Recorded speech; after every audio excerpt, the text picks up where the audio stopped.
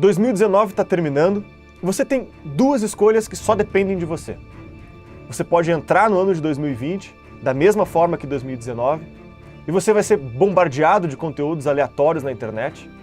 Você vai tentar acompanhar de longe as polêmicas do cenário político-cultural que vão acontecer. Você então dirá que o problema do Brasil é a cultura, é a educação, é a mídia. E vai chegar no final de 2020, num dia exatamente como hoje, e se perguntar: o que eu fiz pela cultura, pela mídia e principalmente, o que eu fiz pela minha educação? Eu conheci mais sobre a história do meu país, sobre o mundo que me cerca. Eu aprimorei as minhas virtudes, me tornei um ser humano mais justo, mais sábio. Eu conheço mais a origem das ideias que eu acredito que eu tenho. Eu estou mais perto de saber quem eu sou. Ou você pode escolher começar o ano como milhares de pessoas já fizeram e, no lugar do conteúdo aleatório, receber periodicamente e com itinerário pensado cursos, debates, documentários, podcasts e entrevistas com grandes autoridades intelectuais. Ao invés de acompanhar de longe as polêmicas que irão surgir no cenário político e cultural, poderá acompanhar de perto, entendendo as nuances e diferentes pontos de vista sobre o que está acontecendo. No lugar de reclamar que o problema do Brasil é a cultura, é a educação, poderá participar ativamente de um grupo que financia a melhoria dessas áreas, que possibilita que esse conteúdo chegue nas escolas, na mídia e na casa de mais de 17 milhões de pessoas. E então, você poderá chegar no final de 2020, num dia exatamente como hoje, e perceber que você ajudou a tornar o Brasil um país melhor, que você conhece e entende mais a sua história, a origem das suas ideias, a arte que você aprecia, os valores que você preza e quem você realmente é. A gente sabe que esse é o momento para tomar esse tipo de decisão e para facilitar a sua vida, nós estamos ofertando exclusivamente até o final dessa semana 30% de desconto para você se tornar membro assinante da Brasil Paralelo. São mais de R$150 de desconto para você ter acesso a esse universo de conteúdo e financiar o impacto de milhões de brasileiros em 2020. Contamos com a sua escolha.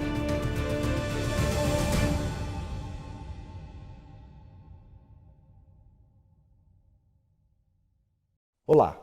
Conforme nós conversamos até agora, a música foi caminhando através do tempo, manifestando a beleza de diversos modos. No período barroco, a música se atinha a uma estrutura rítmica muito sólida. Quando o compositor marcava o tempo, a batida de tempo dessa obra, ele mantinha de modo permanente e constante essa mesma batida até o final. O ritmo era bastante marcado e fixo. A harmonia da obra, a conjunção dos sons, a análise toda que Bach havia feito de quais notas combinam com quais notas, o que seria um modo maior, o que seria um modo menor, tudo muito claro, tudo muito preciso, era o nosso foco. Em cima da harmonia, da valorização da combinação dos sons, esse som,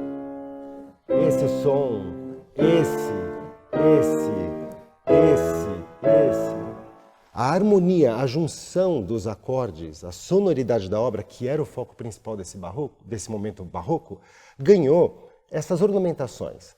Cropetos, mordentes, trinados, enfim.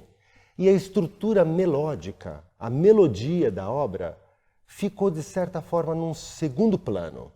A preocupação, no período barroco, era uma preocupação harmônica, dado ter sido essa grande descoberta desse momento. A música modal, aquela música praticada desde a antiga Grécia e que se propagou por todo o Renascimento, por todo o humanismo, havia encontrado no barroco uma outra proposta, que era a música tonal, conforme nós já combinamos e já conversamos. Então veja, no barroco nós temos uma textura sonora. A gente vê que pelas estruturas propostas no barroco, fica muito difícil para o ouvinte entender qual é a linha melódica da obra. Ele faz experimentações sobre a harmonia, como nós vimos. Por exemplo, isso aqui é um acorde de Dó maior, Lá menor, Ré maior, com sétima, Sol maior. Eu acredito que todos vocês, ao ouvirem essa proposta harmônica que eu estou fazendo agora, estão pensando na Ave Maria, na melodia da Ave Maria de Gounod. Mas esse é um prelúdio de Bach. Em nenhum momento Bach pensou na linha melódica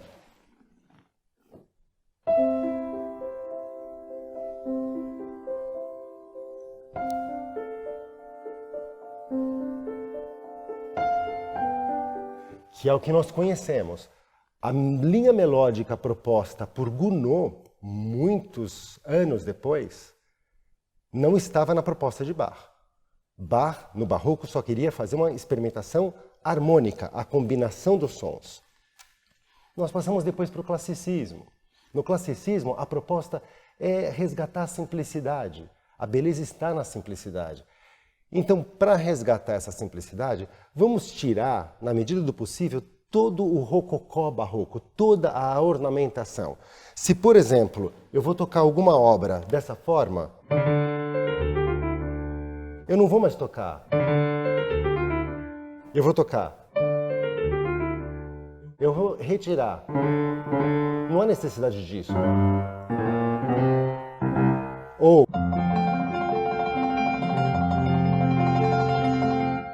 no classicismo seria... Não, isso é barroco. E resgatar a linha melódica. É no período do classicismo, com Mozart, como citava, com Haydn, que começam a surgir melodias que são sublimes, sublimes. Comentava com vocês a melodia, por exemplo, do segundo movimento do concerto número 21, Dó maior, o 467.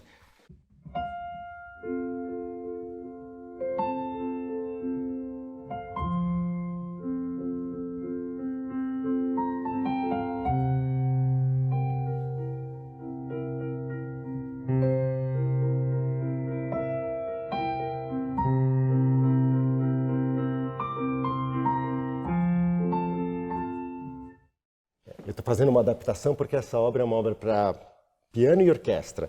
Então, essa parte aqui de baixo, a orquestra que teria que estar fazendo. Eu estou fazendo uma simulação aqui para que vocês entendam essa linha melódica.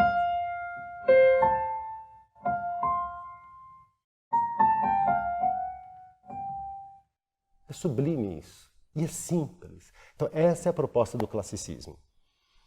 No romantismo, dentro dessas três bases da música, como nós falávamos, a melodia, a harmonia e o ritmo. O que o romantismo propõe é valorizar a linha melódica, expondo os sentimentos humanos no seu clímax, seu máximo. A melodia das composições do período romântico visam resgatar o êxtase amoroso, a tristeza dilacerante, a alegria contagiante, através da linha melódica. A estrutura harmônica continua a mesma. As estruturas harmônicas propostas por Bach. Há sons que não combinam com outros sons. Isso é física, são as frequências. Se eu pego, por exemplo, 440 Hz, que é o Lá central, se eu faço isso,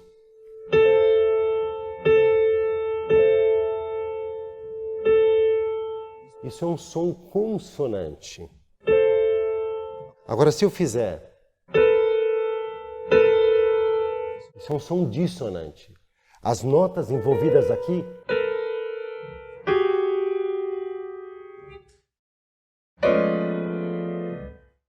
não é a proposta romântica.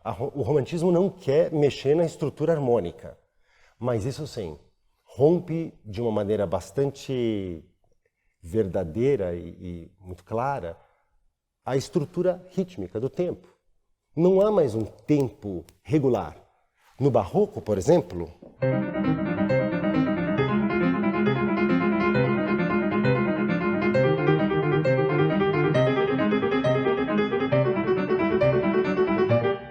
vejam, o ritmo é muito marcado, o tempo é muito marcado.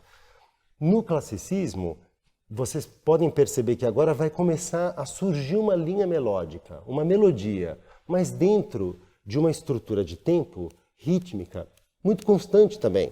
Mozart.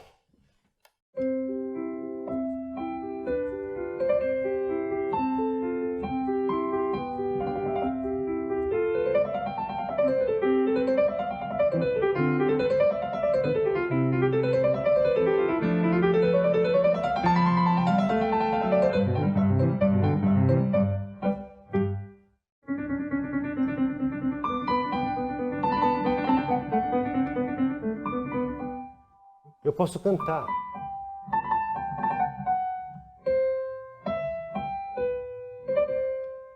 Veja, mas tudo isso que eu não podia fazer no período do Barroco,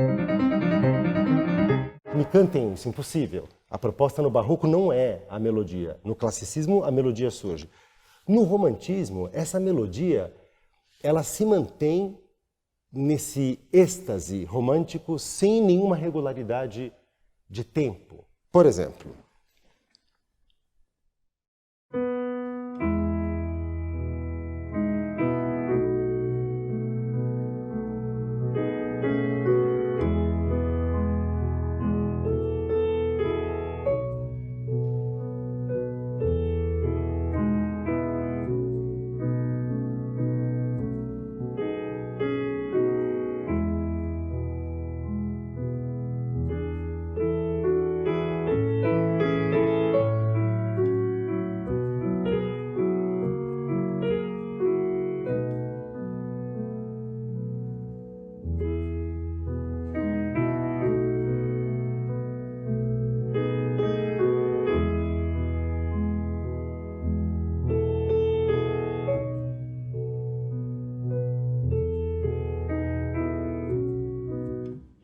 vejam que aqui o que eu estou propondo é uma linha melódica.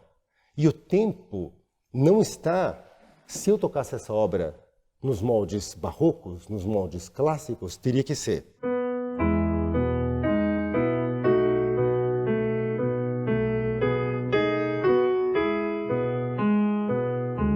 Pá, pá, pá. E não é assim que a gente interpreta.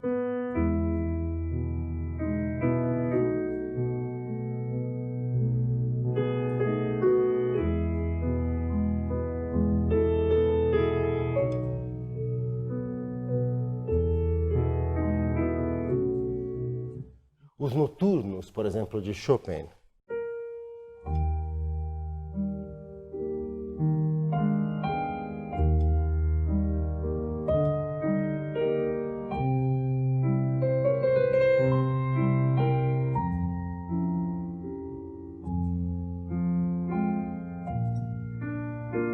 Segunda parte.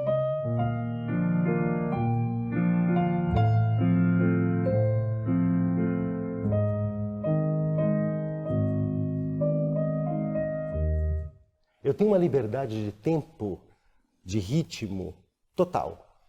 Isso a gente vê nas mais variadas obras. Se a gente pega, por exemplo, obras de Liszt, um noturno de Liszt agora.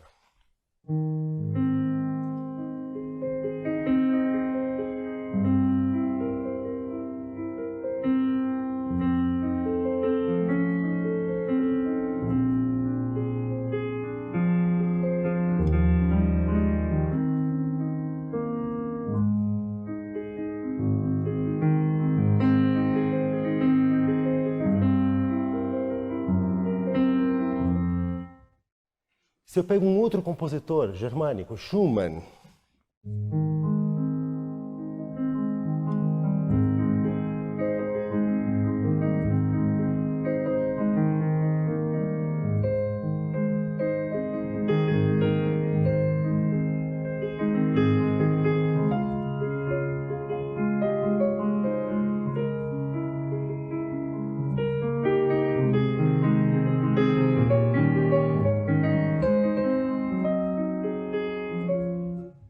vocês percebam que o tempo ele flui, eu acelero, eu desacelero. É aí que começam a surgir na música, nas partituras, as indicações dos compositores, acelerando, retardando, esforçando, para sugerir para o intérprete aquilo que o compositor gostaria que se fizesse. Essas indicações em partituras do período barroco e clássico não existem, ok? E dentro dessa sequência das transformações que a proposta da beleza foi criando, foi nos oferecendo dentro da linha do tempo, nós chegamos no modernismo. A gente começa a perceber que alguns compositores românticos, que nós chamamos de compositores tardios, eles começam a fazer uma proposta Dentro dessa possibilidade de melodia, harmonia e ritmo, melodia, harmonia e ritmo, o que sobra para os românticos tardios explorarem? A melodia não, porque é justamente através da melodia que eles vão poder eclodir todo o sentimento humano. A estrutura rítmica já não seguiam, né? Os românticos já não seguiam, portanto os românticos tardios também não. Sobra a sagrada regra harmônica criada por Bach. Então, quando eu tenho esse acorde, por exemplo, de Ré bemol maior, há algo que eu possa explorar de alguma forma? Se eu fizesse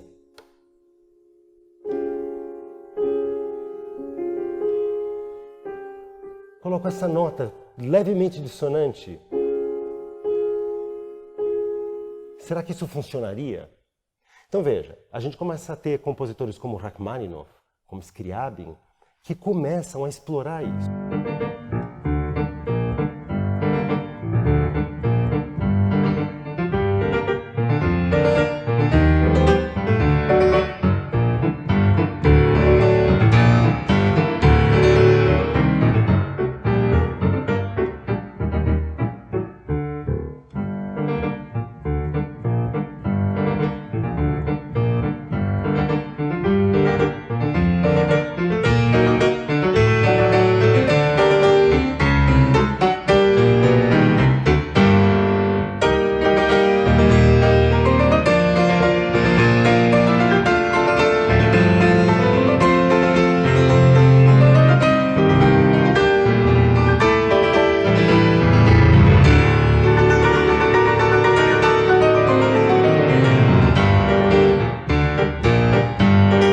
Característica interessante de Rachmaninoff, que divido com vocês, ele tem muitas obras.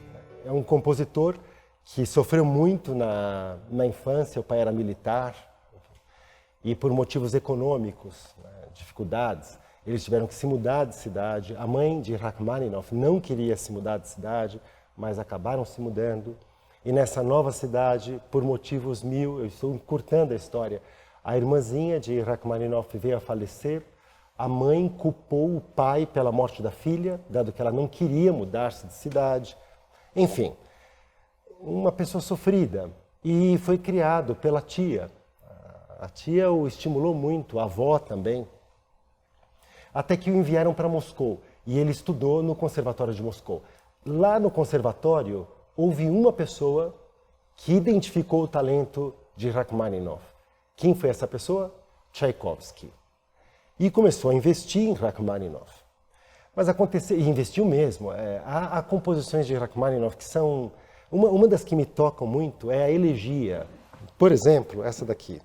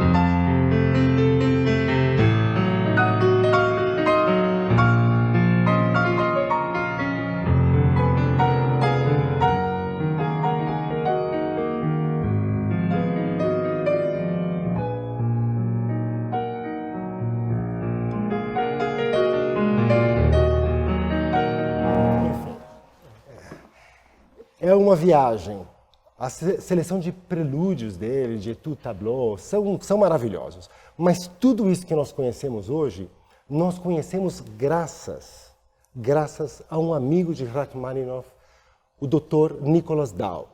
O que aconteceu? Rachmaninoff, muito jovem, com 19 anos de idade, resolveu compor uma sinfonia. A Sinfonia número 1. Uma sinfonia muito boa, né? Para quem quiser conhecer, dá para entrar nas redes sociais, no YouTube, vocês podem assistir várias versões. É uma obra muito interessante. Só que na estreia dessa obra, infelizmente, o maestro estava bêbado. A orquestra não havia praticado, tocou de modo nefasto. A crítica, não preciso nem dizer, foi impiedosa. E isso fez com que o compositor, Rachmaninoff, mergulhasse numa profunda depressão, uma desmotivação, desânimo, até tal ponto que essa depressão virou até levemente orgânica. Não só anímica, psicológica, mas também orgânica. E ele resolveu largar a música. Eu imagino que não... Bom, se vocês buscarem o que a crítica disse sobre essa estreia, vocês vão perceber que eu até acho que ele teve motivos para tomar essa decisão de largar a música. O que teria sido um grande engano, um grande erro. E graças a esse amigo, o Dr. Nicholas Dahl, que pediu para que Rachmaninoff fosse para a Itália. A Itália é desses países que inspira qualquer pessoa a se recuperar de qualquer crise que possua. Né? País maravilhoso. Rachmaninoff obedeceu, foi até a Itália, passou meses por lá e na volta, com um tratamento até um pouco hipnótico, enfim, o Nicholas Dahl, o doutor, disse: você agora vai voltar a compor. Ele falou: não vou compor, você vai compor, componha. E ele resolveu compor um concerto para piano, que é o Concerto para Piano e Orquestra número 2, em Dó menor, Opus 18. E esse concerto se transformou no concerto mais tocado em todas as salas de concerto do mundo inteiro, porque ele não conta uma obra criada com recursos de conhecimento musical, mas Rachmaninoff retrata nesse concerto o que aconteceu na própria vida dele. Como todo russo tem essa paixão por sinos, por badaladas, para quem tiver a chance de ir até a Rússia, Moscou, há muitas igrejas e muito sino tocando, enfim. Ele começou esse concerto com 8 badaladas. Badaladas que a partitura traz, na primeira badalada, como inscrição, pianíssimo, ou seja, quase nada de som emitido pelo piano, e a última, fortíssimo, estrepitoso. Eu já vi em algumas versões, eu acho isso desnecessário.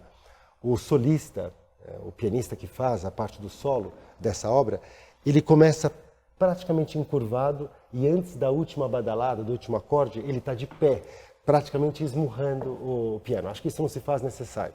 A gente pode conseguir força através da musculatura, né? Mas o concerto começa assim.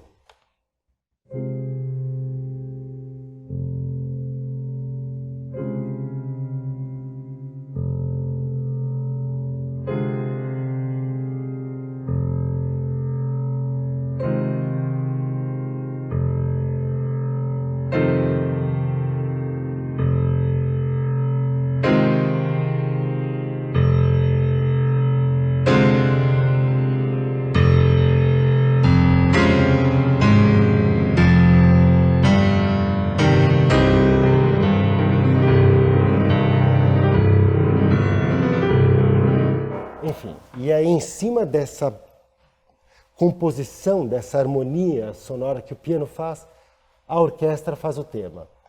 Um tema maravilhoso, o primeiro movimento.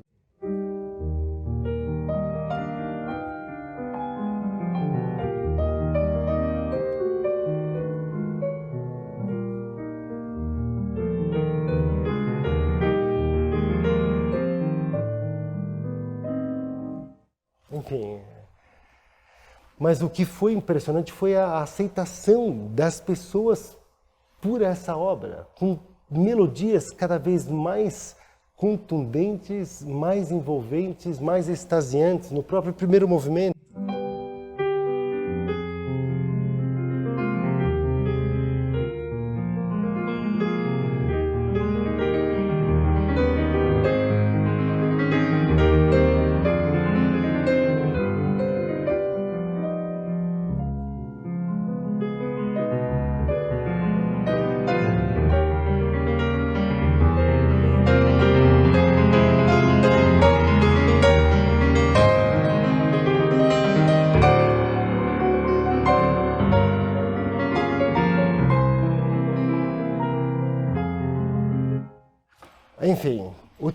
primeiro movimento,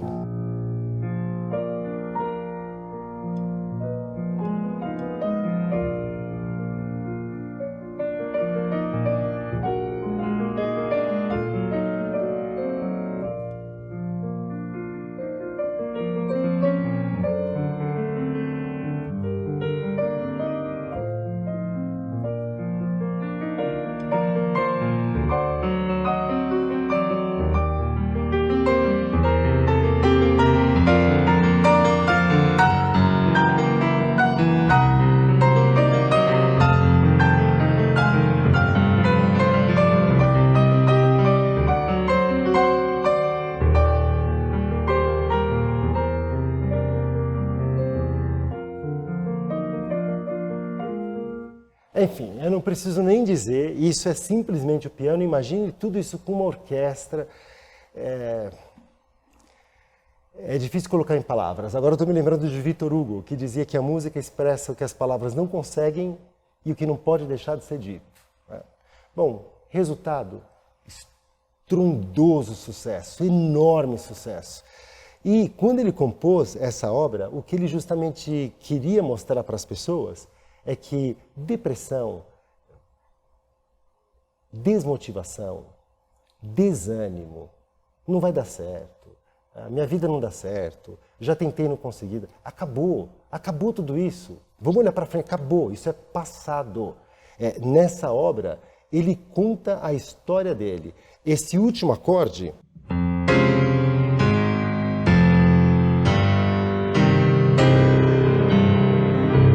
aqui ele disse, acabou.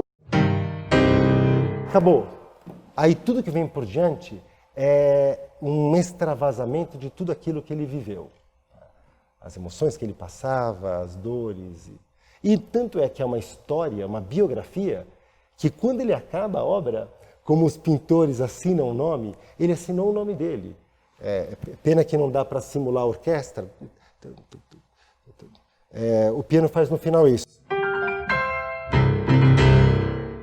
A obra acaba assim. O que é isso? Rachmaninoff. Ele assinou o nome dele. É incrível. O sucesso foi tão estrondoso que ele disse, então agora eu vou fazer um terceiro concerto, um concerto número 3, onde eu vou musicalmente mostrar para as pessoas o que é a depressão, o que é desmotivação, o que é um estado de letargia, de desmotivação, de desânimo. Essa obra, o concerto número 3, é considerado o concerto mais difícil escrito para piano. É muita nota, a parte do piano é extremamente difícil, muito difícil. Né? É que é muito difícil mesmo. Né?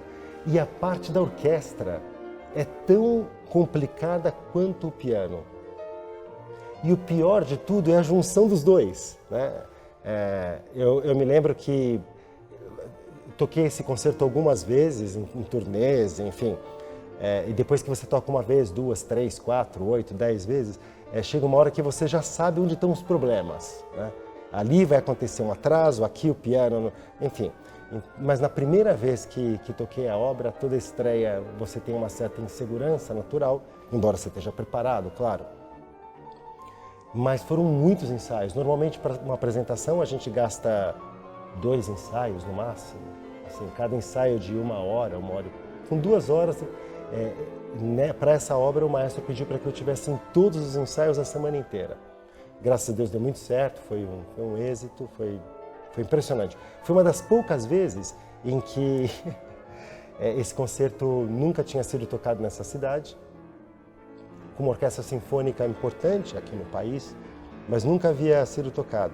E nós, pianistas, antes de abrir o portão para a plateia, para o público entrar, eu normalmente chego e repasso alguma coisa, aquela coisa para conversar um pouquinho com o piano e dizer assim, daqui a pouco eu estou aqui, não vai dar para trás, hein? Não, estamos juntos, aquela coisa, né? E eu estava ainda repassando e abriram incorretamente os portões para que a plateia entrasse. Né? A bilheteria foi aberta, as portas foram abertas e eu vi, pelo menos, era um teatro grande, cabe pelo menos umas 2.500 pessoas, para mais, e eu vi umas 300 pessoas entrando correndo para poder pegar o melhor lugar ali na frente, para ver o solista, que no caso, naquele dia era eu, né, indo para o abate. A gente quer ver pão e circo, as pessoas gostam de ver pulando, suado, acabado, enfim, né? E é um concerto impressionante, inclusive foi feito um filme sobre essa obra, o concerto número 3, chamado Shine, em português Brilhante. Vale a pena assistir. Inclusive, o ator que fez o papel do pianista retrata uma história real. Um pianista australiano ganhou o Oscar de melhor ator pela interpretação dele como sendo esse pianista australiano, que acho que ainda está vivo, David Helfgott. Eu acredito que ele ainda esteja vivo, já com bastante idade bastante avançada. E esse concerto é tão... Ele também acaba como o 2, né? O 2 acaba. E o número 3 acaba. É mais ou menos assim. Rachmaninoff, é a mesma assinatura. São as duas únicas obras que ele acabou assim. E ele dizia para as pessoas que quisessem tocar o terceiro concerto de Rachmaninoff, ele dizia, toquem como se fosse a última vez. E essa é a inspiração que a gente tem, qualquer pianista tem, antes de entrar no palco para tocar essa obra.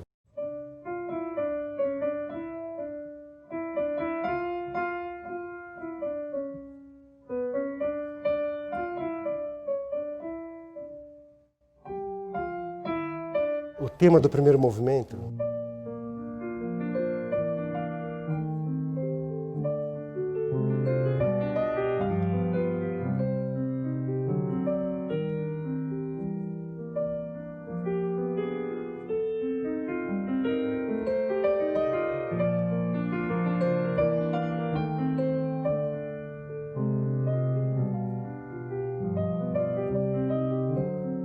no terceiro movimento, inclusive, Rachmaninoff comentou num escrito pessoal que ele se via nesses momentos de alucinação, de depressão, de desmotivação, enfim, perseguido por cavalos, né?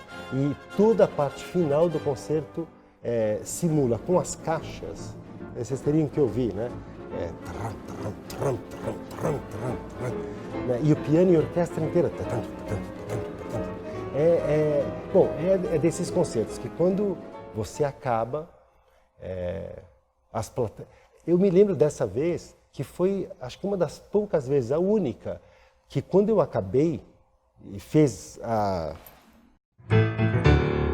Rachmaninoff, eu senti um grito e uma onda de pressão, realmente, que a gente estuda em física, vindo para cima. Eu levantei.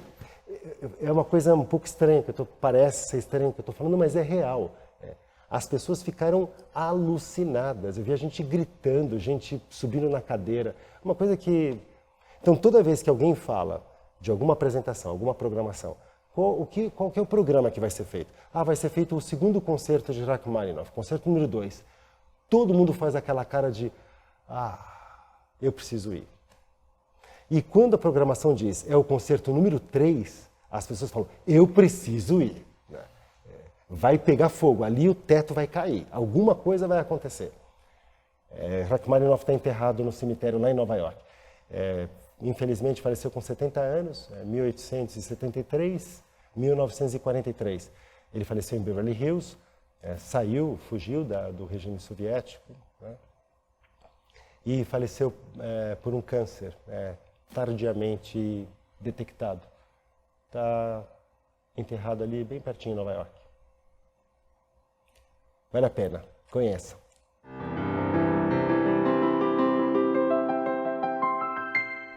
Então vejam, essa melodia que vocês conhecem, ela está repleta de propostas que já são de romantismo tardio, a exploração da linha harmônica.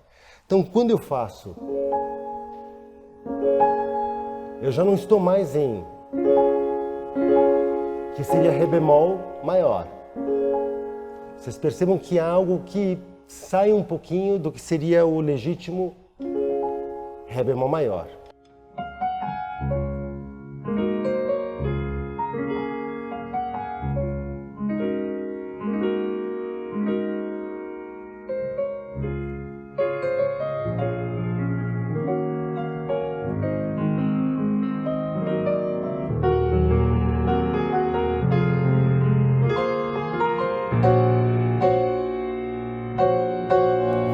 acorde.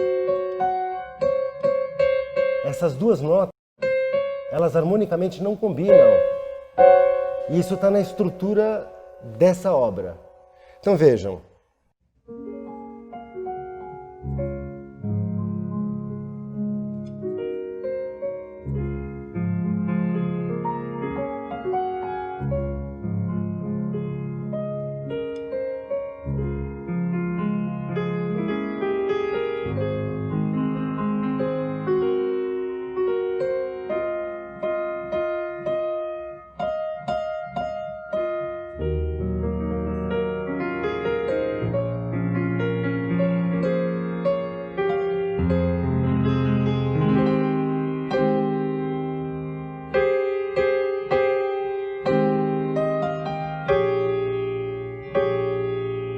Isso é dissonante. E Rachmaninoff, que é o autor dessa obra, explora isso.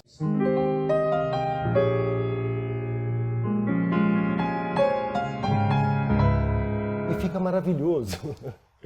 Então, a gente percebe que a beleza, ela está propondo, parece que um novo caminho. Como nós conversávamos, a música ela é viva e as descobertas vão acontecendo. E a beleza ela diz para nós, réis mortais, olha, existe coisa que vocês não estão percebendo e muito mais que ainda está por vir. Então tentem explorar a linha harmônica, rompendo ela, mas não totalmente. Não comecem a fazer.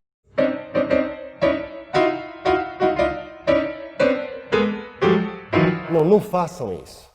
Mas nós, homens, desobedecemos. Há muita obra que hoje, como a gente vai ver, já num período que, na minha opinião, é de absoluta decadência, porque a obra de arte, ela tem como finalidade, não simplesmente, no meu ponto de vista, mostrar a realidade torpe e crua das coisas, que não nos dignifica, que não nos eleva, que não nos leva à transcendência, que não nos joga para cima. Pelo contrário, ela mostra uma crueza que não enriquece, pelo contrário, ela denigre o ser humano, ela nos entorpece muitas vezes. Né?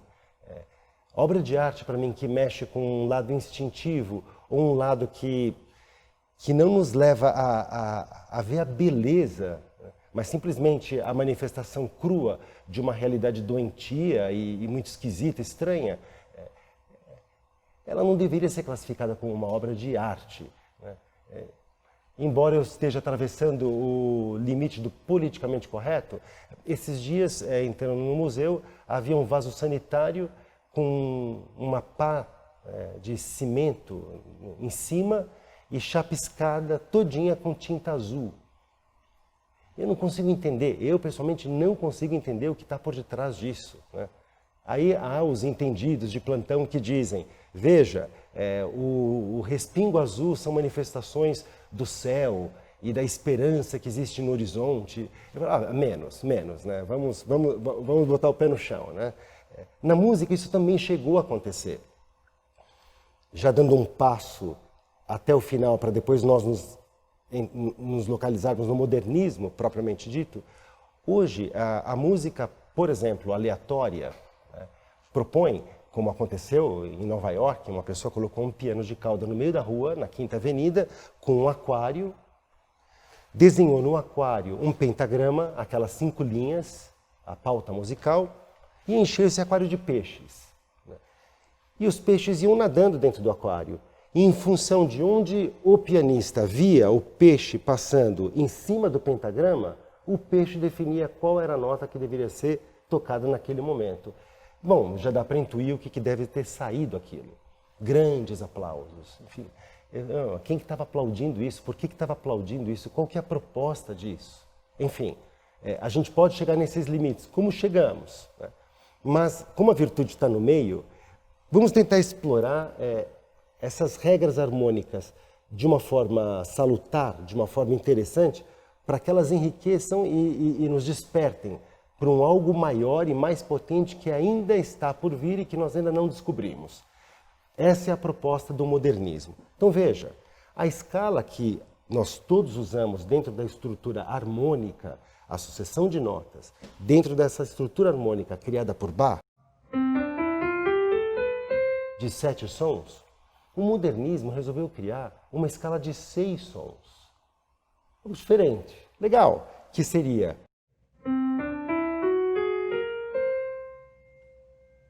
Outra vez, ao invés de 7 sons,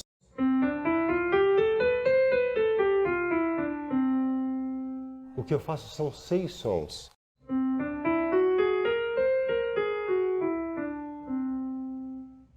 Quem foram os gênios que descobriram isso e tentaram explorar essa nova estrutura de 6 sons?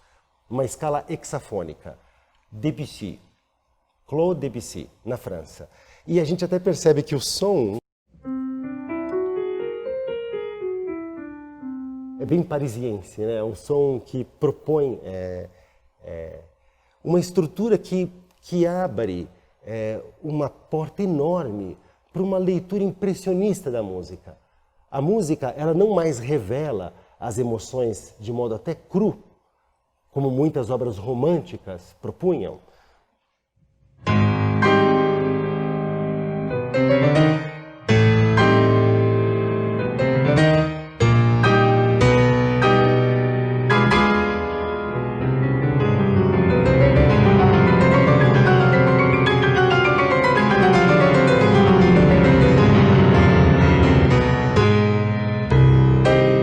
Está claro o que o compositor mais ou menos queria contar quando ele escreve isso. Mas não fica tão claro, usando não uma escala de 7 sons, mas de 6, a hexafônica, quando eu faço algo assim.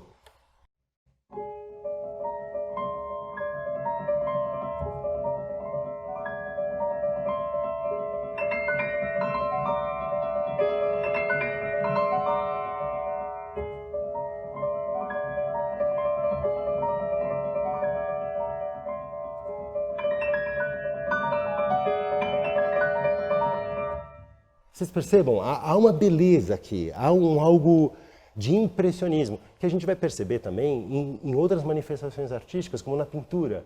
Eu nunca me esqueço de um quadro de Degas, maravilhoso, que se você se aproxima do quadro, você só vê pinceladas, das cores as mais diversas. Mas quando você ganha perspectiva, quando você ganha distância e olha esse quadro, é um pôr do sol. Um pôr do sol maravilhoso, né? E isso é o próprio do impressionismo. Debussy foi o compositor que abriu, dentro desse grande quadro da trajetória da música, na sua linha do tempo, na história, a proposta da escala hexafônica com sons expressionistas e impressionistas. Veja.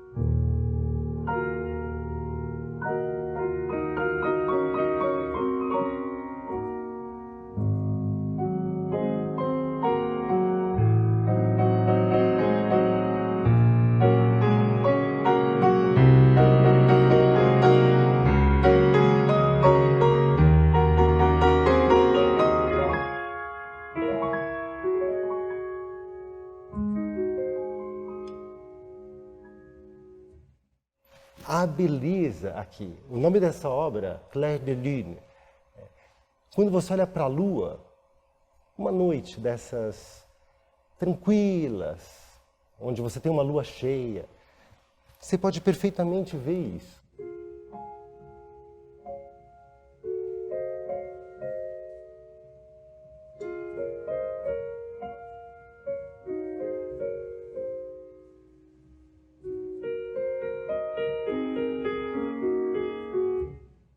E essa é a proposta do modernismo.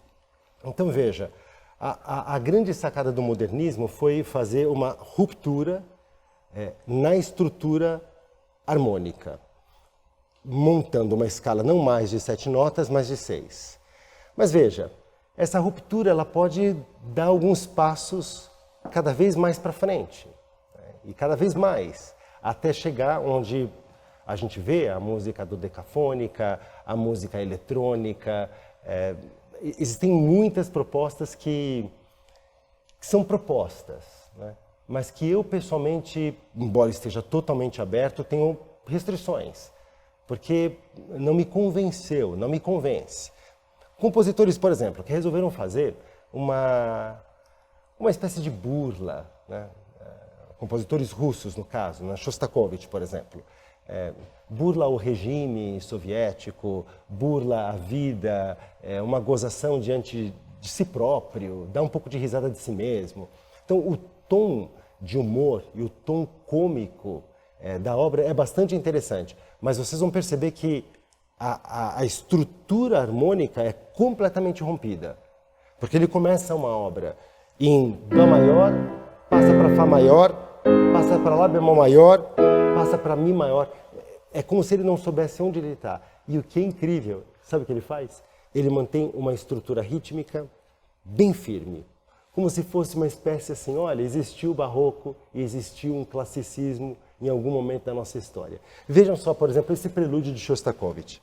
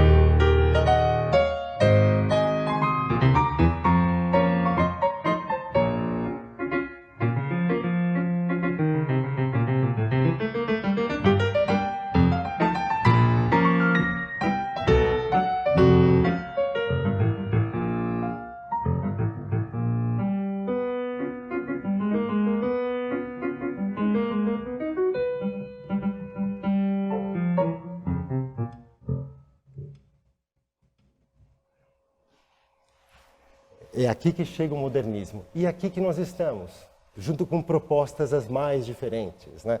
Para que a gente possa continuar explorando o que é essa maravilha da música. Essa evolução acontece em muitas vertentes na música. Não só na estrutura da música em si, no corpo da música, a melodia, a harmonia e o ritmo, mas também na forma como ela se apresenta. Por exemplo, eu posso fazer música, uma única pessoa, no palco, 2 pessoas, um duo, um trio, um quarteto, um quinteto. Essa estrutura de 1, 2, 3, 4, 5 pessoas foi a estrutura que, na época dos mecenas, na época das pessoas que financiavam as obras de arte, as apresentações musicais, essa estrutura de 4, 5 pessoas, 8 pessoas, 10 pessoas, era a estrutura que era utilizada. Por quê? Porque os concertos aconteciam na casa dessas pessoas. Não existia um teatro, não existia bilheteria, não existia ingresso rápido, ticket for fun, não existia nada disso. Isso veio muito tempo depois, quando algumas pessoas perceberam que essas apresentações poderiam render, ter um retorno econômico, mas aconteciam na casa das pessoas. E tudo dependia do tamanho da casa das pessoas, né? Então, normalmente, as casas possuíam uma sala que era a sala de música. Quem for, por exemplo, no Museu Imperial, para falar do nosso Brasil um pouco, em Petrópolis, vai perceber que entrando é muito interessante, aconselho vivamente a visita. Você vai até o final da casa, na parte de trás, dando para os jardins, há uma sala bastante ampla, onde vários instrumentos musicais estão lá, os instrumentos utilizados pela família real aqui no Brasil. Mas ali aconteciam apresentações musicais, artistas eram convidados. Obviamente, eu não poderia fazer uma sinfonia de Mahler, um compositor austríaco, dentro, né, daquela sala, porque a sala não tem o tamanho para comportar uma orquestra, para interpretar uma sinfonia de Mahler, impossível. Então, é interessante ver que nessa época havia muito o que nós chamamos de música de câmara. Por que música de câmara? O que significa câmara? Significa sala. Às vezes eu acho interessante que as pessoas fazem dos termos musicais grandes monstros, né? Não, tem orquestra de câmara, o que é? Eu não sei nada de música clássica. Não, uma orquestra de câmara é uma orquestra que cabe dentro de uma sala. Quantas pessoas fazem parte de uma orquestra de câmara? Não sei, 15 pessoas, 16, 20, eu acho que ainda nós podemos chamar de orquestra de câmara. Tudo vai depender do tamanho da câmara, da sala, da pessoa que vai receber essa apresentação. Então veja, na época de Mozart, a música que era fabricada era música de câmara. Os concertos que Mozart fez para piano, quando são interpretados inclusive hoje, qual é o número de pessoas que fica no palco? Além do piano, que não era o piano na época, hein? A gente sabe que o piano, a invenção do piano aconteceu numa época, Mozart é um pouquinho posterior, mas o piano, a fabricação ainda não era comum, as pessoas não tinham um piano assim, então ainda se utilizava o cravo na época, que é um instrumento um pouquinho menor. E mais quantas pessoas no palco? 20. Quer dizer, com 30 pessoas, com 25, 30 pessoas, eu executo um concerto de Mozart. Mas com 25, 30 pessoas, eu não consigo executar um concerto de Tchaikovsky, que é um compositor romântico. Porque o que aconteceu durante essa linha do tempo na música, no que se refere, por exemplo, às orquestras? O que é mais fácil para você dar vazão aos seus sentimentos? Bastante gente, bastante som, ou menos pessoas e pouco som? Obviamente, a primeira opção. Então, o que acabou acontecendo é que as orquestras elas começaram a engordar, né? E elas tiveram com Beethoven, que nós falávamos, que foi o marco para o início do romantismo na música, um upgrade incrível, subiu um degrau. A orquestra, antes de Beethoven e depois de Beethoven, elas são diferentes. Beethoven começou a pedir mais músicos e começou a pedir instrumentos de percussão, os tímpanos, os pratos, enfim, que na época de Mozart não eram utilizados. O segundo upgrade aconteceu com Wagner, com Richard Wagner. As óperas de Wagner e as obras de Wagner pediram uma orquestra ainda maior. E a gente pode chegar a limites, por exemplo, como Mahler comentava, né, Gustav Mahler, a Sinfonia dos Mil. São 1000 pessoas no palco. 1000 pessoas. Sabem o que é isso? 1000 músicos da orquestra e o coro, porque é uma sinfonia, uma obra que envolve um coro. Isso era impensável na época de Mozart. Havia obras para orquestra e para coro na época de Mozart, sim, mas não com essa quantidade absurda de pessoas, né? Ainda sobre as orquestras, né, colocando alguns conceitos, qual a diferença entre orquestra sinfônica e orquestra filarmônica? Como o próprio nome diz, philos, que é philos, é amigo. Então, uma orquestra filarmônica é aquela que é feita por amigos, por pessoas que querem apoiar, pessoas que querem incentivar a cultura, a música. Então, há famílias inteiras que apoiam a orquestra, ajudando economicamente. São filarmônicas. E o que são as orquestras sinfônicas? São aquelas que são vinculadas a uma organização estatal. Então, por exemplo, a Orquestra Sinfônica do Paraná, para dar um exemplo, ela recebe a verba de quem? Do governo do estado do Paraná. Ela pertence a quem? Ao governo do estado do Paraná. A Orquestra Sinfônica do Estado de São Paulo pertence a quem? Ao estado de São Paulo. É uma instituição estatal.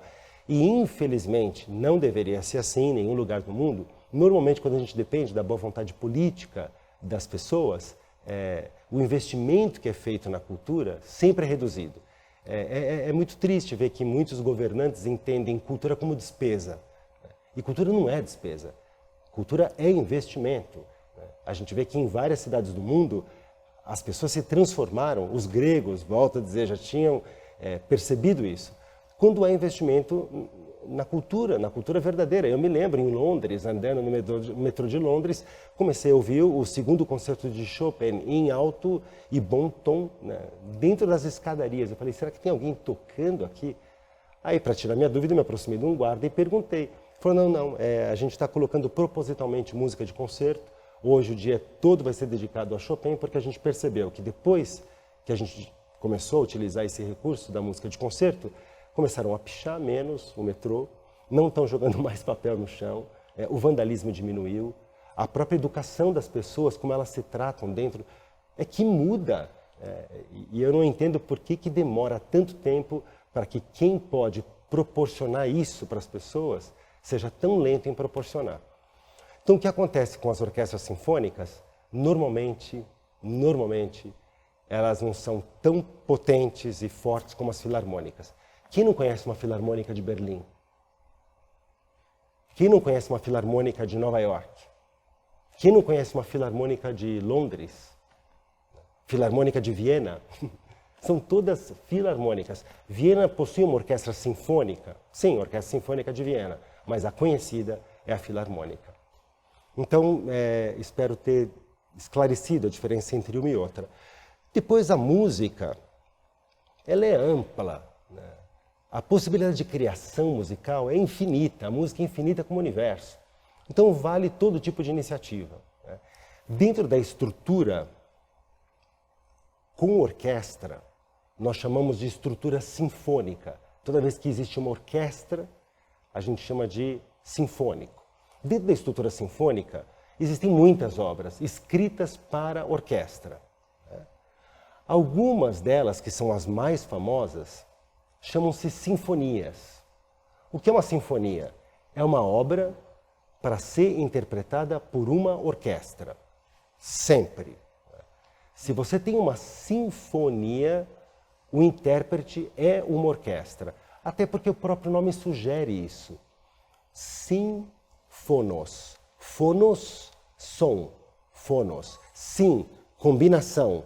Sintonia. Duas pessoas que têm sintonia, elas têm um tônus de sim. Sinfonia, fonos, sim. É uma combinação harmoniosa de sons. Para haver uma combinação harmoniosa de sons, eu preciso de muitos sons e pessoas diversas. Viva a diversidade. Mas sempre em consonância, em sinfonia, em atitude sinfônica. Então, uma sinfonia é uma obra para ser tocada por uma orquestra. Normalmente ela possui partes. Uma sinfonia é uma história tão longa que o compositor quer contar que uma única parte não é suficiente. Então, nós dividimos normalmente as sinfonias em 4 partes. Foi uma regra que foi inventada em música. Você quer fazer uma sinfonia? Conta a tua história em 4 episódios, 4 partes. Nós chamamos em música essas partes de movimentos. 4 movimentos. Agora, vamos supor que a orquestra, ela quer tocar uma obra, mas ela quer convidar um outro músico que não pertence à orquestra, que não faz parte daquele corpo sinfônico, um convidado, solo, um solista, que pode ser um pianista, que pode ser um violinista, que pode ser um violoncelista, qualquer músico que execute qualquer instrumento. Quer convidar esse músico para fazer uma obra junto com a orquestra, como um convidado especial. Aí, essa obra, feita pela orquestra, junto com esse convidado, chama-se concerto. Isso é um concerto. E é interessante que a palavra concertare, no italiano, concertare, ou no castelhano, concertazione, e em português essa palavra também existe, mas as pessoas não utilizam. Como que eu faço para concertar essas duas... Concertar com C, hein? Não concertar com S. Concertar com C. Como que eu faço para concertar essas duas opiniões tão diversas? Essas pessoas pensam tão diferente. O que a gente pode fazer para concertar essas duas pessoas? Concertar com C. Significa o quê? Unir, aproximar, colocar duas ideias diversas em conjunção, em concertação, concertare. Isso é um concerto em música. Por quê? Porque a orquestra vai fazer uma melodia, aquele convidado vai fazer uma outra, e essas duas coisas têm que combinar, têm que se unir, têm que se consertar para produzir o efeito esperado. Existem concertos, no meu caso, eu só executo concertos para piano e orquestra. Por exemplo, o concerto para piano e orquestra, número 1, é uma obra, portanto, que é feita para piano e para uma orquestra. É aquela em que as trompas iniciam, eu vou fazer o som das trompas aqui. E aí toda a orquestra, novamente as trompas. Toda a orquestra, novamente as trompas. Toda a orquestra. E aí entro eu.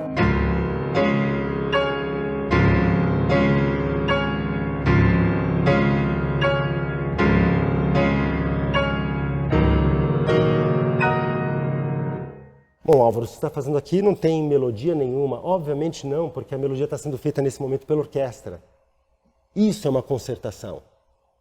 E logo depois, se você conhece essa obra, fica a sugestão, concerto número 1, para piano e orquestra, de Tchaikovsky, compositor russo. Logo depois, a orquestra troca de posição comigo. Eles começam a fazer a base e eu faço a linha melódica.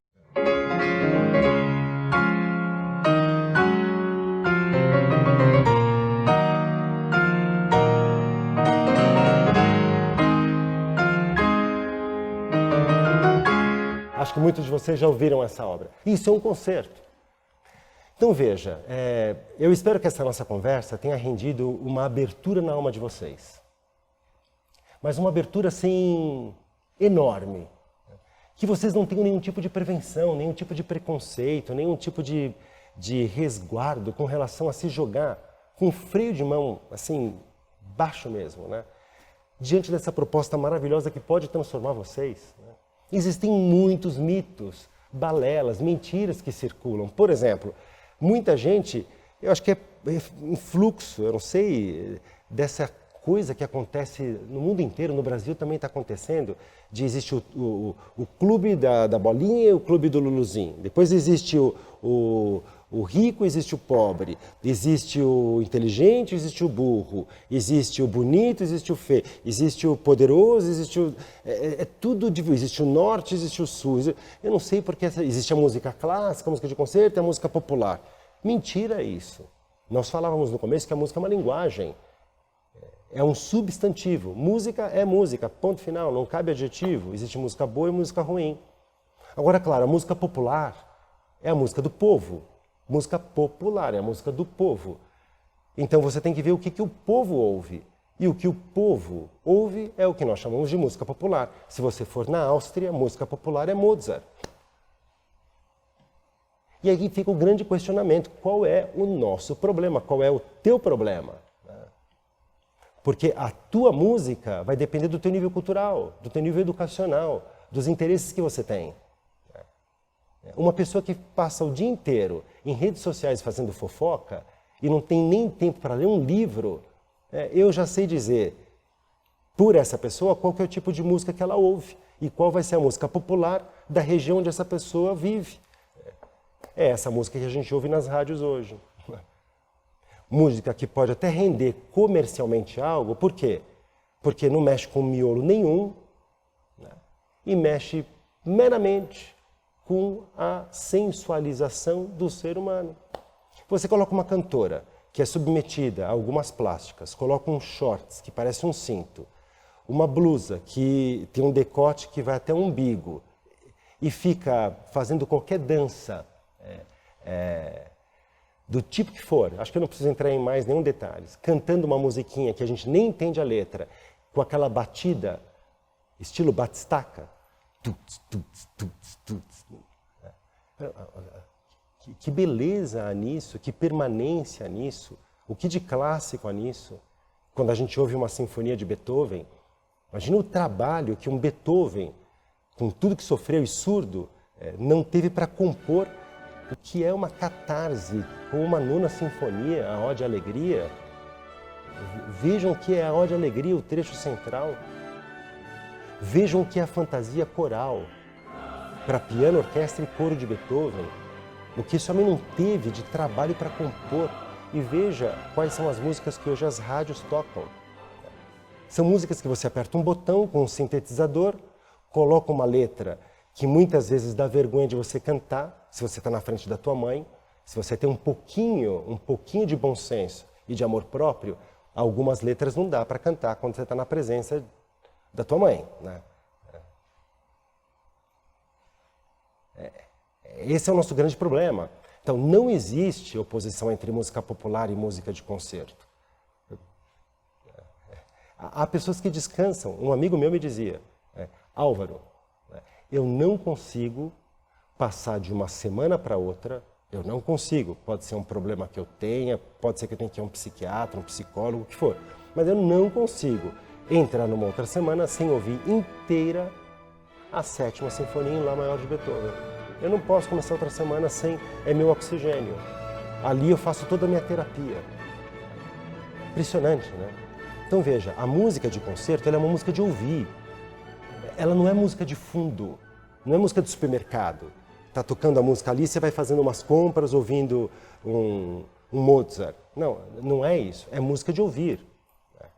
Quando você vai ler algum livro que seja um clássico, você lê e você presta atenção, porque a partir daquela leitura você está aprendendo, você está absorvendo conceitos que vão te transformar para a vida. Diferentemente se você está lendo essas revistas de fofoca, que em cada página você tem 50 gravuras e tem só o nome da fulaninha que começou a namorar com o ciclaninho. O que isso te agrega? Para onde que isso te leva? E a fulaninha que começou a namorar o ciclaninho, amanhã já vai estar namorando um outro fulaninho. E depois de amanhã, um terceiro. Você vai fazer o quê? Vai acompanhar todos esses namoricos? Aí me faz lembrar aquela música, Estava à Toa na Vida. E a banda passou. Triste seria se fosse passando o tempo e quando a gente vai ganhando mais idade, mais experiência, fica mais gritante, fica mais exposto esse despreparo intelectual. Esse despreparo até humano que muitas pessoas têm. É triste quando você vê uma pessoa já com uma idade madura, com 2, 3, 4 ideias super vagas e mal articuladas sobre qualquer coisa. E como a ignorância é atrevida, e é atrevida mesmo, essas são as pessoas que mais palpite dão sobre tudo. Você entra em redes sociais, você vê essas pessoas conversando sobre tudo e falando sobre tudo que você puder imaginar.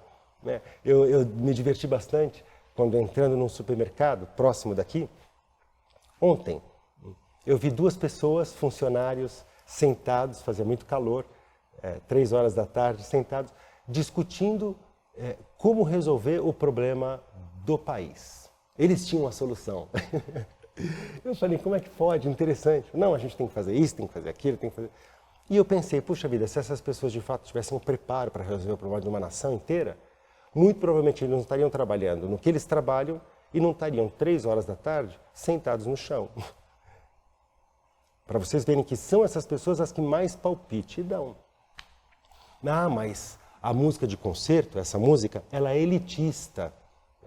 É uma música de gente rica. Isso também não é verdade. Isso também não é verdade. Eu contei para vocês agora, de uma maneira muito transparente, que por um motivo, como que eu posso dizer assim, de condições, de circunstancial, a música acontecia dentro da casa das pessoas. E para acontecer dentro da casa dessa pessoa, essa pessoa tinha que ter uma sala grande. E se ela tinha uma casa grande com uma sala grande, é porque o poder aquisitivo dessa pessoa era talvez maior. E quem seriam os convidados dessa pessoa de posses? Talvez outras pessoas de posse. Mas foi um problema de gênese. Hoje não é assim. Não é. Infelizmente, há concertos onde a bilheteria cobra R$10. Isso é menos do que um pacote de pipoca quando você vai assistir um filme no cinema. E quando você vai no cinema, algumas vezes você paga R$40, R$50. E basta um concerto numa sala charmosa cobrar os mesmos R$40, R$50, Essas pessoas, as despreparadas, dizem, tá vendo? Olha aí, ó, é música de gente rica. Mas, criatura, você para ir no estádio de futebol, onde você jogou a latinha de cerveja na cabeça do cara que estava na tua frente, você pagou muito mais. O que é elitismo? O que é elitismo? E quem que disse que sensibilidade está relacionado com classe social? Então a gente vê como não se sustenta esse tipo de argumentação dessas pessoas que vêm, nessa nossa conversa que nós tivemos, na música de concerto e tantas possibilidades, né, de encantamento, porque eu digo, garanto para vocês, ouvir essa música vicia. Vicia. Quando você começa, faz parte da natureza humana, a ganhar uma coisa positiva na tua vida, por exemplo, o hábito da leitura. Você começa a ganhar o hábito da leitura. Você lê um livro, lê 2 livros, lê 3. Chega um momento, quando você tem esse hábito e você acaba um livro, você fala, bom, qual é o próximo que eu vou ler? E se passam 2, 3 dias sem você ter um livro na mão para começar a ler, começa a te bater um comichão. É assim, o que eu posso fazer? É assim que você é. Uma pessoa que, por exemplo, resiste a fazer atividade física. E precisa, mas resiste.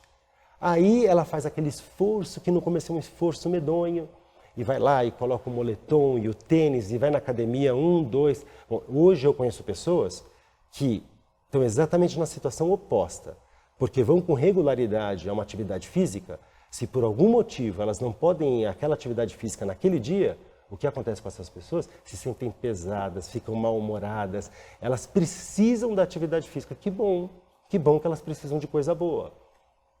Agora, a questão é, o que você tem precisado? O que você tem buscado? Né? O que você tem feito com o teu tempo? Esse é o grande questionamento. Essa música, ela vicia, mas mais do que viciar, vício, né? Eu diria que essa música virtua. Né? A virtude vem até do radical virtus, vir, homem, torna-te homem. A virtude é aquilo que nos faz mais homens. Né? É bonito ver uma pessoa que tem o hábito de falar a verdade, é muito bonito isso. E é tão bonito que quando uma pessoa tem o hábito de ser sincera e sempre falar a verdade, quando ela mente, todo mundo percebe. Né? Percebe. Né? A pessoa não consegue mentir, muitos de vocês conhecem isso. Ela não consegue, uma criança, pela simplicidade, pela pureza, pela verdade dela, uma criança não mente. Não mente. Pega uma criancinha de 2, 3 anos, ela não mente. E ela tem um sentido da virtude tão forte dentro dela. E como é apavorante, né, e preocupante essa situação de pessoas que, pelo fato de não estarem em busca do que os eleva, daquilo que os enleva, dos clássicos, da transcendência, enfim, mas estão justamente buscando o contrário, essas pessoas vão se calejando, né, em todos os sentidos, até tal ponto que vem uma cantora rebolando e chamam aquilo de música. Você fala, como é que pode? Né? Será que essas pessoas não percebem que aquele batistaca que está de fundo é simplesmente um pretexto para aquela menininha sensualizar e vender, mexendo com os instintos das pessoas? Que arte existe nisso? Que enriquecimento existe nisso? Você vê manifestações musicais hoje sendo expostas, onde você vê meninas, né, com 12, 13 anos engravidando. Né? Justamente pelo tipo de dança que aquela música proposta conduziu. Isso acontece. Assim como acontece de uma pessoa ouvir algum outro tipo de música, não vou dizer, tá? Se é clássica, não vou dizer nada, não vou colocar nenhum adjetivo. Ouvir uma outra música e sair transformada. Como eu contei para vocês, daquela pessoa que me perguntou, depois de um concerto, o que eu preciso fazer para mudar? Esse tipo de autocrítica não surge em algumas manifestações bem deprimentes e que expõem a podridão da natureza humana, na sua pequenez mais explícita. Dá dó, é muito triste, né? Você vê um país, por exemplo, como o meu, o Brasil, que a gente ama e que a gente quer o melhor para ele, quer que dê certo, né? Você vê assim, parece que uma força tão explícita, não sei com qual intenção, de justamente querer estragar o ser humano, em vez de valorizar o que é o nobre, em vez de salientar o que é o positivo, em vez de ser propositivo para o bem. Parece que a pessoa quer explorar e propor aquilo que destrói, né? É muito triste isso, né? Mas existe uma esperança, né? Dostoiévski, e eu concordo com ele afirmou que o mundo seria redimido pela beleza. O mundo será redimido pela beleza. A beleza redimirá o mundo. E eu acredito nisso. A beleza pode te transformar, a beleza pode te conduzir por um caminho que talvez você nem mesmo pensasse que um dia pudesse chegar. Mas para isso, você tem que se expor. Vale a pena. Compre essa briga, conheça os clássicos, escute música de verdade. Música, nem vou dizer de verdade, escute música. Faça o esforço de se desintoxicar, uma espécie de atitude detox, né? Desse tipo de manifestação menor que é tão proposta por motivos comerciais, e dê um mergulhão naquilo que pode te fazer uma pessoa muito mais feliz. Eu te garanto que isso vai acontecer. Tá bom? Fica o meu abraço para vocês e sucesso!